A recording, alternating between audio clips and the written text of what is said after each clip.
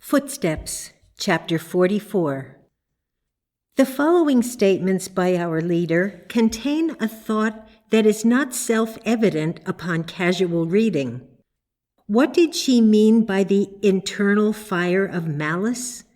Quote, "We are told the world will be destroyed. How? By malice, by cyclones, electricity, and be burned up. What is a cyclone? It is a condition of mortal mind, malice. What burns up? Malice. We are told, like Mount Pelée, there is an internal fire, malice, that will finally burst forth and destroy the world. It is all malice, and our textbook tells us Christian scientists will hold such things in check. God never made them, and they can be overcome just the same as sickness. It is all within." Unquote. Mrs. Eddy's revelation unfolded to her that mortal mind has an inherent malicious intent, which is to kill out the spiritual idea whenever and wherever it appears. On page 564 of Science and Health, Mrs. Eddy calls it this malicious animal instinct of which the dragon is the type.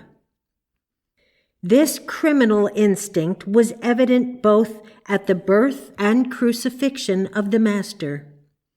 Yet, from the Master's experience, we learn that in its infancy, the spiritual idea can and must be protected, and in its maturity, it is indestructible. People mourn over the crucifixion instead of rejoicing in the realization that it revealed the indestructibility of the spiritual idea. Mrs. Eddy felt this hidden fire of malice, but she did not fear it. In his book, Mary Baker Eddy, Lyman P. Powell quotes her as saying, quote, "The love that is going out to the world through Christian Science is the greatest power there is, and the only thing that will change that thought. I have often felt these hard, unloving thoughts of others come about me like dark clouds and seem to surround me, but they never touched me. And why? Because my thoughts were going out to them all the time in love and with a desire to help them." Unquote.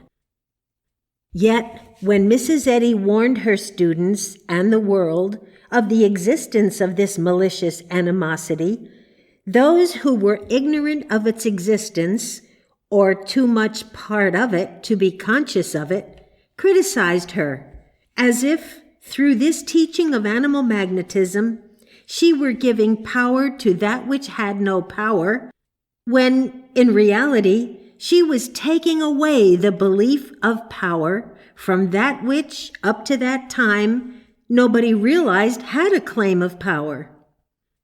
Thus, one might say that Christian Science doubles the claim of evil before it reduces it to nothingness. It reveals mortal mind as the wolf, with a fundamentally malicious nature, which Paul tells us is enmity against God. Furthermore, it uncovers the fact that this human mind has two phases. One, the wolf; the other, the wolf in sheep's clothing. Pain and pleasure, sorrow and joy, the pleasant side of life and its dark opposite. This dual experience is a necessity in order that mortal belief may perpetuate its deception, for by having a dark and painful side, it is able to persuade man to accept its brighter side as something to strive for and enjoy, even though this brighter side is full of flaws.